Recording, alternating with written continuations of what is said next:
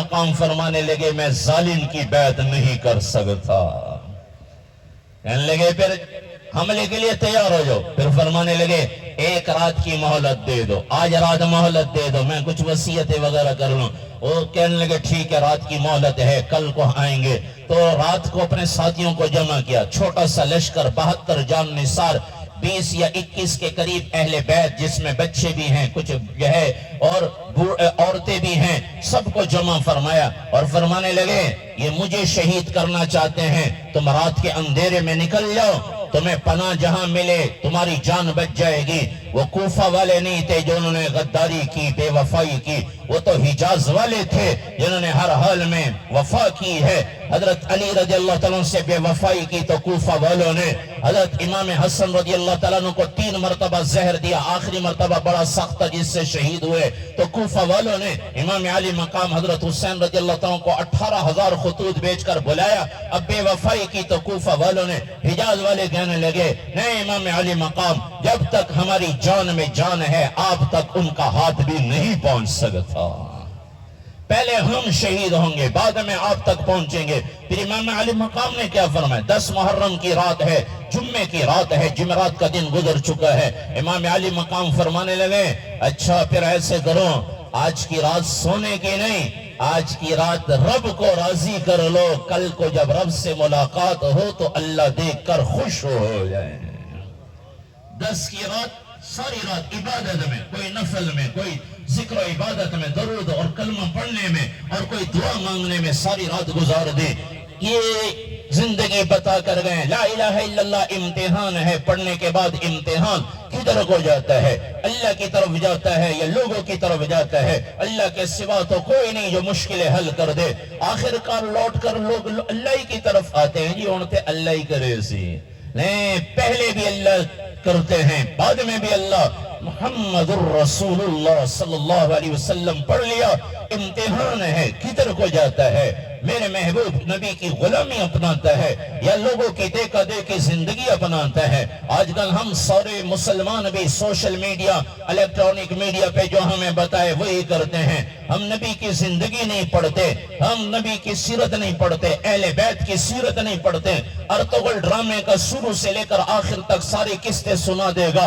امام علی مقام کب پیدا ہوئے, کیا زندگی تھی, اہل بیت کی کیا زندگی, کون ہے اہل بیت, کسی کو کوئی پتہ کوئی نہیں, کیونکہ ہم نے وہ زندگی چھوڑ دی جس کے بارے میں اللہ نے فرمایا تھا لَقَدْ كَانَ لَكُمْ فِي رَسُولِ اللَّهِ أُسْوَةٌ حَسَنَةٌ. لوگو تمہارے لیے نمونہ ہے تو میرے محبوب نبی کی زندگی نمونہ ہے. ہم وہ زندگی چھوڑ بیٹھیں, خواہشات پہ زندگی گزارنا یہ اللہ رسول سے بغاوت ہے. ہم نے جب کلمہ نبی کا پڑھا, رب کی قسم ابھی مولانا فرما رہے تھے نبی کے ساتھ جس کی نسبت ہوگی وہ چیز اللہ کو عرشوں سے زیادہ محبوب ہوگی. علامہ اقبال رحمہ اللہ ویسے نہیں فرما گئے کہ محمد صلی اللہ علیہ وسلم سے وفا تو نے تو ہم تیرے ہیں, یہ جہاں چیز ہے کیا لوح قلم تیرے ہیں. نبی سے وفا کریں. ہم کہتے ہیں وسیب کیا اکسی, برادری کیا اکسی, فلاں کیا اکسی, نہیں, میرے نبی کیا کہیں گے. قیامت کے دن تو اللہ کے نبی کا سامنا ہے. نبی کی اطاعت جو لوگ مرضی کہیں لوگ, کوئی نہیں آئے گا پوچھنے قبر پہ. یہ بھول بھولیاں ہو جاتی ہیں, قبروں کے نشان مٹ جاتے ہیں, اولاد بھول جاتی ہے باپ کی قبر کہاں ہے, بیٹے کی قبر کہاں ہے, رشتہ دار کہاں آتے ہیں. جس نبی کی خاطر آج رشتہ داروں کو راضی کیا, نبی کی سنت چھوڑ دی, رب کی قسم یہ رشتہ دار کبھی بھول کر بھی قبر پہ نہیں آتے. اور وہ نبی جس کی زندگی کو چھوڑا ہے انہوں نے دنیا میں بھی ہمیں یاد رکھا, قیامت کے دن بھی ہمیں یاد رکھیں. ہم بھی کیسے بے وفا, لوگوں کو راضی کرنے کے لیے اللہ تبارک و تعالیٰ نے موسیٰ علیہ السلام کو بلایا کوہ طور پر. موسیٰ علیہ السلام بھاگے ہوئے گئے, قوم پیچھے رہ گئی. اللہ نے فرمایا وَمَا أَعْجَلَكَ عَنْ قَوْمِكَ يَا مُوسَى, اے موسیٰ جلدی کیوں کی, لوگوں کو پیچھے چھوڑ دیا, جلدی آگئے. کہنے لگے عَجِلْتُ إِلَيْكَ رَبِّ لِتَرْضَى, کہ اللہ جلدی اس لیے کی تاکہ تو راضی ہو جائے. آپ اتنی سخت گرمی میں سارے کام کاج چھوڑ کر ہر آدمی مصروف ہے, سارے کام کاج چھوڑ کر گرمی میں آئے بیٹھے ہیں, کس لیے کہ اللہ میرے مرحوم نظام بخش مرحوم سے تو راضی ہو جا، منشی سعید احمد اور بھائی یونس کوکر صاحب کے والد محترم سے اللہ تو راضی ہو جا، نماز پڑھتے ہیں سخت گرمی میں، پسینے پسینے، سخت سردی میں، سردی کے موسم میں ٹھنڈے پانی سے وضو کر کے نماز پڑھ رہے ہیں، کس لیے؟ اللہ تو راضی ہو جا۔ اور موسیٰ علیہ السلام بھی کہہ رہے ہیں اللہ جلدی اس لیے کی تاکہ تو راضی ہو جائے، اور اللہ اپنے حبیب سے کیا فرما رہے ہیں؟ وَلَسَوْفَ يُعْطِيكَ رَبُّكَ فَتَرْضَىٰ، میرے محبوب آپ کو اتنا دوں گا کہ آپ راضی ہو جائیں۔ ساری دنیا اللہ کو راضی کر رہی ہے، اللہ اپنے حبیب کو راضی کر رہے ہیں۔ آج ہم نے اسی نبی کو ناراض کر دیا۔ مسلمان کہتا ہے، غیروں سے نہیں گلا، مسلمانوں سے ایک گلا ہے۔ مسلمان سنت کو کہتا ہے مولوی صاحب سنتی تے ہے، کرو ثواب نہ کرو تے گناہ کہنی۔ کبھی کسی نے پاکستان کے قانون کے لیے نہیں کہا اور یہ کوئی نہیں قانونی تے ہے، کرو ٹھائی ٹھیک ہے نا۔ وادی المقدس دعا، مقدس وادی میں آئے ہو، جوتے اتار کرو، اور اپنے محبوب کو عرشوں پہ بلایا۔ ساتوں آسمان جن کے قدموں کے نیچے رہ گئے، سدرۃ المنتہا جن کے قدموں کے نیچے، پھر عرش پر جا کر قدم لگے ہیں، اور عرش پر نور کے پردے یوں کھلتے چلے گئے جیسے آج کل بعض دکانوں پہ جاتے ہیں سینسر والے دروازے، آدمی جاتا ہے خود بخود دروازہ کھل جاتا ہے، سینسر لگے ہوئے۔ اللہ نے یہ نظام 1400 سال پہلے دکھایا، جب عرش پر اللہ کے حبیب کے قدم مبارک لگے، 18,000 سے زیادہ نور کے پردے یوں کھلتے چلے گئے، اور اللہ اپنے حبیب کے سامنے آ کر فرما رہے ہیں ادنو منی ادنو منی، میرے محبوب اور میرے قریب ہو جائیے۔ فکان قاب قوسین او ادنی، جیسے تیر اور کمان آپس میں مل جاتے ہیں، ایسی اللہ اور اللہ کے حبیب آپس میں مل گئے۔ اللہ نے فرمایا اور قریب ہو جائے، یہ نہیں فرمایا جوتے اتار کر آؤ، یہ نہیں فرمایا جوتے اتار کر آؤ، اس نے فرمایا جوتوں سمیت آ جاؤ۔ کیوں؟ اے میرے محبوب، جو چیز آپ سے منسوب ہو گئی، جس کی نسبت آپ کے ساتھ ہو گئی، وہ مجھے عرشوں سے زیادہ محبوب ہو گئی۔ اللہ کو نبی سے محبت، نبی کی عطاؤں سے محبت، اور نبی کی غلامی اپنانے والے سے اللہ کو محبت ہے۔ یہ جھوٹا دعویٰ کہ ہم کہیں نبی کے غلام ہیں، طریقے غیروں کے اپنائیں۔ امام علی مقام امتحان آیا، امتحان آیا، پہلا امتحان کہ کربلا کا میدان ہے اور 20 جان نثار شہید ہو چکے ہیں، اور تیر برس رہے ہیں، تلواریں ٹکرا رہی ہیں، نیزے برس رہے ہیں، اور کون ہیں یہ؟ وہ ہستی ہیں جنہیں میرے نبی نے فرمایا سیدہ شباب اہل الجنہ الحسن والحسین، جنت کے نوجوانوں کے سردار میرے لاڈلے حسن اور حسین ہیں۔ یہ وہ ہیں جن کے لیے میرے نبی نے خطبہ چھوڑا۔ میں کچھ ضرورت ہو تو میں کسی اور سے مانگتا ہوں، جمعے کا خطبہ پڑھنا واجب، سننا واجب۔ میرے نبی خطبہ ارشاد فرما رہے، دونوں بچے سامنے کھیلتے ہوئے، میرے نبی نے یوں اشارہ کیا راستہ بناؤ۔ خود جمعے کا خطبہ چھوڑا، دونوں بچوں کو اٹھایا، اپنے ساتھ بٹھایا، پھر خطبہ مکمل فرمایا۔ نماز میں دونوں بچے آ گئے، ایک کمر پہ سوار ہو گئے، ایک پہ نیچے آ گئے، اور میرے نبی نے سجدہ لمبا کر دیا۔ جب تک وہ پیٹھ سے نہیں اترے میرے نبی نے سجدے سے سر نہیں اٹھایا۔ حسین ملنی وانا مل، حسین مجھ سے ہے، میں حسین سے ہوں۔ اہل بیت کے کیا کہنے، اللہ کی قسم حضرت عمر رضی اللہ تعالیٰ عنہ کے بیٹے عبداللہ ابن عمر سے حضرت حسین رضی اللہ تعالیٰ عنہ کہنے لگے تم تو ہمارے غلام ہو، تم تو ہمارے غلام ہو۔ عبداللہ ابن عمر رضی اللہ تعالیٰ عنہ بھاگتے ہوئے اپنے والد کے پاس گئے، کہنے لگے یہ حسین، حضرت حسین رضی اللہ تعالیٰ عنہ ہمیں یوں کہہ رہے ہیں کہ تم تو ہمارے غلام ہو۔ حضرت عمر رضی اللہ تعالیٰ عنہ نے فوراً کاغذ اور قلم دیا اور کہنے لگے انہیں کہو یہ ہمیں لکھ کر دے دے کہ ہم تمہارے غلام ہیں، قیامت کے دن ہماری نجات کے لیے یہی کافی ہے۔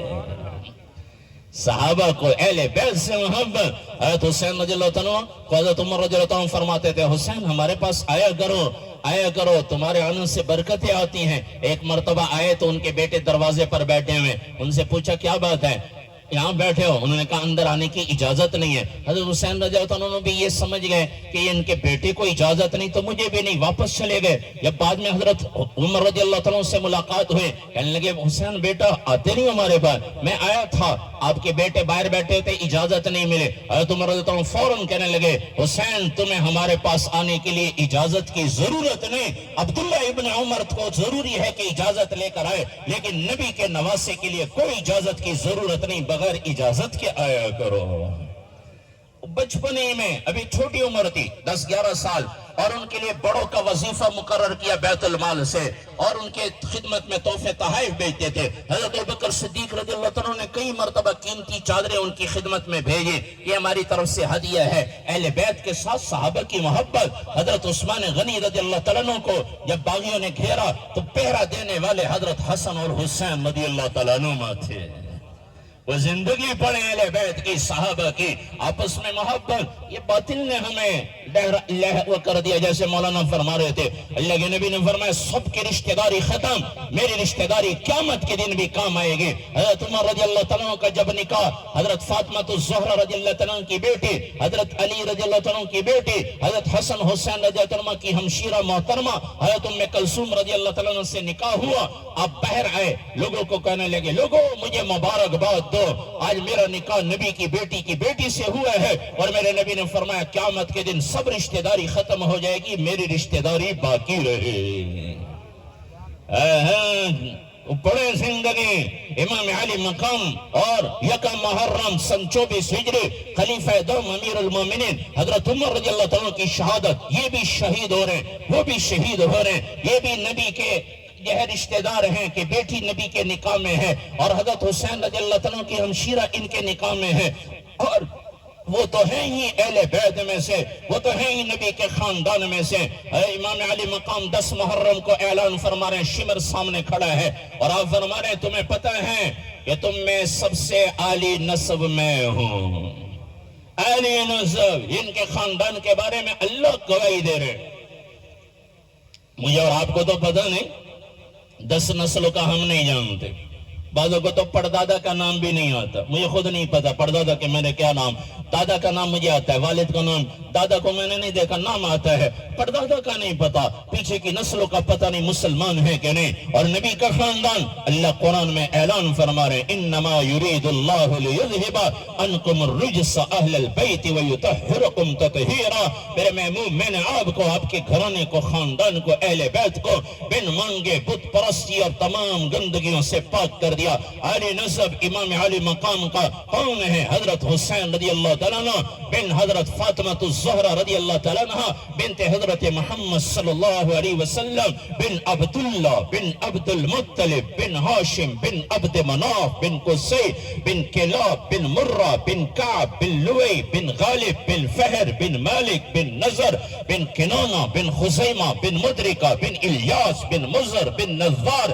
بن معد بن عدنان بن عود بن حمیسہ بن سلامان بن عود بن بود بن کموال بن عبی بن عوام بن ناشد بن حزا بن بلداس بن یدلاف بن طابح بن جاحم بن ناحش بن ماخی بن عیفی بن ابکر بن عبید بن الدوا بن حمدان بن سمبر بن یسربی بن یحزن بن یلحن بن عرعوا بن عیزی بن زیشان بن عیسر بن اقناد بن ایہام بن مقصر بن ناحس بن سارے بن سمی بن مزی بن عوض بن ایرام بن کیدار بن اسماعیل بن ابراہیم علیہ السلام بن طارح بن ناحور بن سروج بن رو بن فاعل بن عابر بن ارفخشاد بن سام بن نوح علیہ السلام بن لامک بن متوشالح بن اخنون ادریس علیہ السلام بن یرد بن ملہل ایل بن کینان بن آنوش بن شیس اور بن آدم علیہ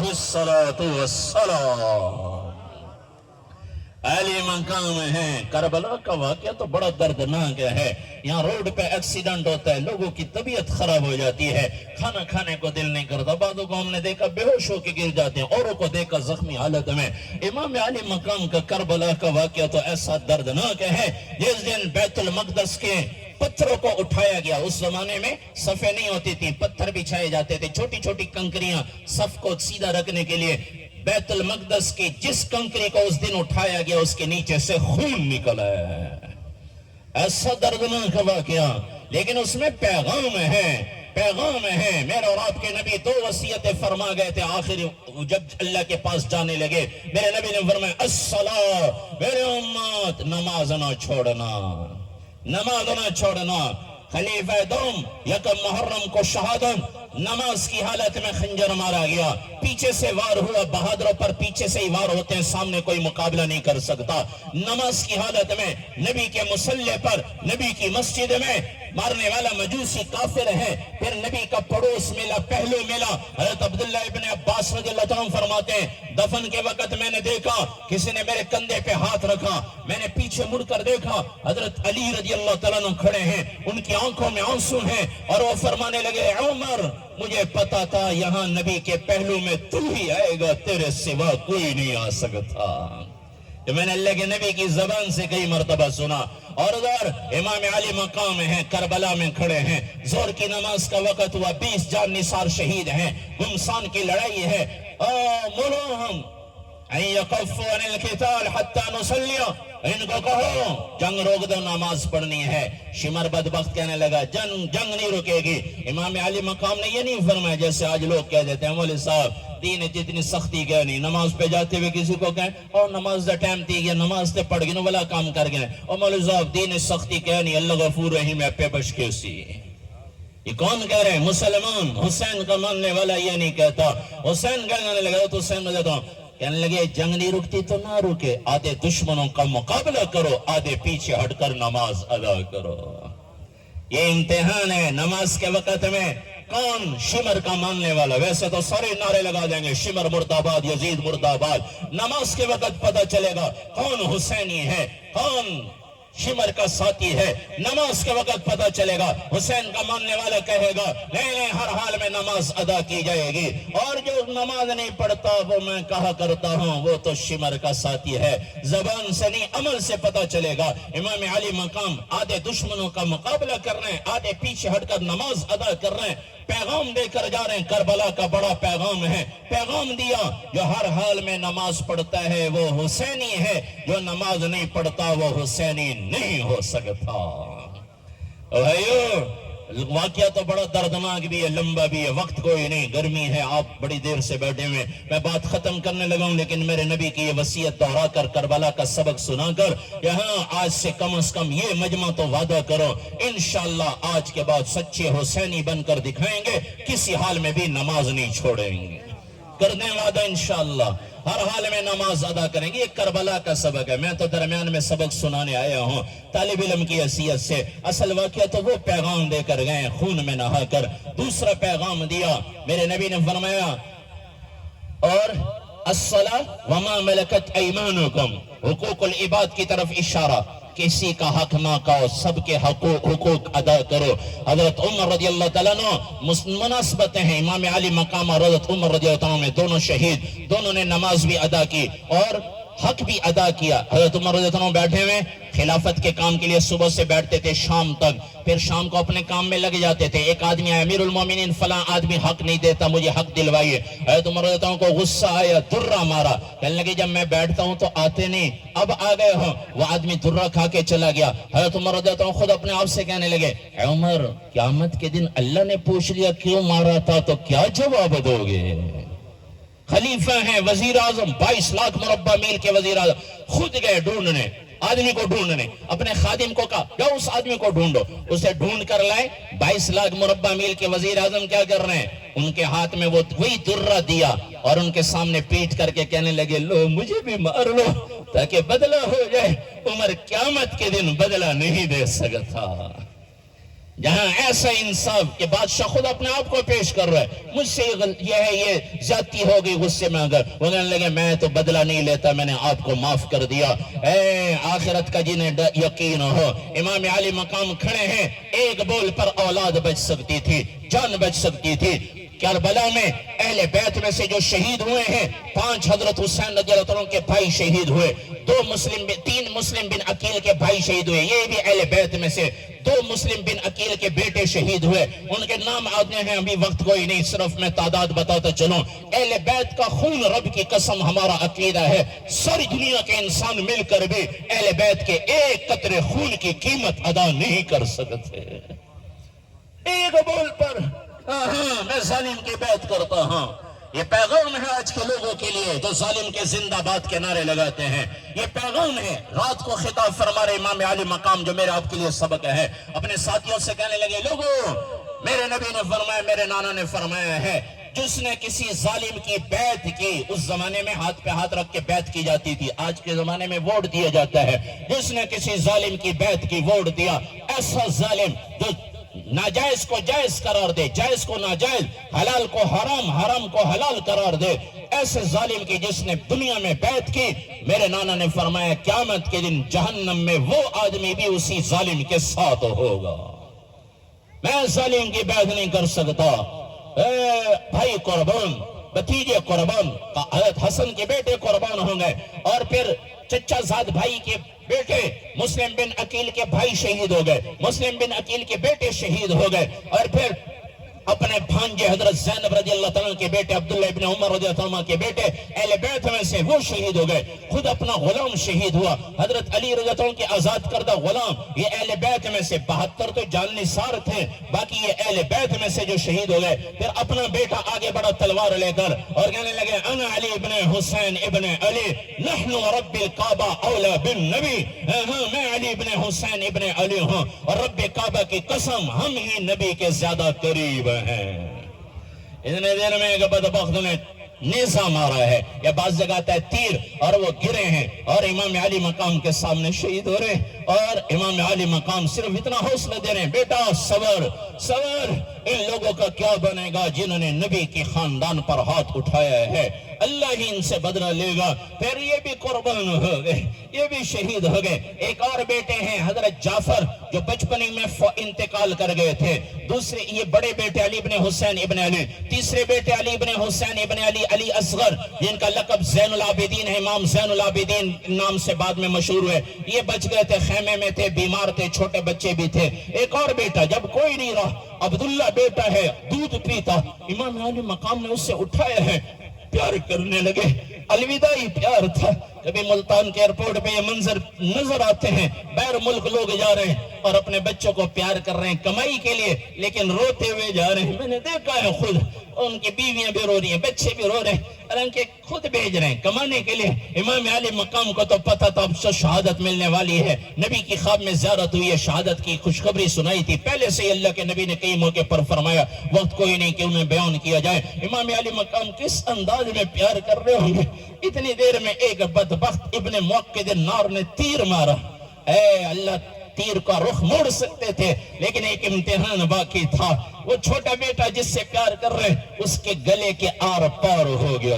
انشاءاللہ جو حق کسی کا لیا، زمین ہے، پیسہ ہے ناجائز، آج واپس کر دو، قیامت کے دن حضرت حسین کے ساتھ اٹھائے جاؤ گے، بیڑے پار ہو جائیں گے۔ اور اگر آج ظلم کیا، پیسہ اور زمین اور لوگوں پر زیادتیاں، ظلم زیادتیاں، زبان سے ہاتھ سے زیادتیاں کی، تو قیامت کے دن پھر انجام شمر کے ساتھ ہوگا، بیڑے برباد ہو جائیں گے۔ میرا آپ کے حق میں فیصلہ ہے، میں اور آپ جس طرف جائیں گے، ظالم بنیں گے تو یہ انجام۔ تو میرے بھائیوں، یہ کربلا کا بڑا سبق ہے، حقوق اللہ بھی ادا کریں، حقوق العباد بھی۔ اللہ سے دعا ہے اللہ مرحوم کی مغفرت فرمائے، اللہ ہم سب کو حقوق اللہ، حقوق العباد ادا کرنے کی توفیق عطا فرمائے، ہم سب کا خاتمہ اللہ ایمان پر فرمائے۔ یہ آخر میں 2-4 شعر کے لیے میرے رفیق سفر ساتھ ہوتے ہیں، تو شان حسین پر کچھ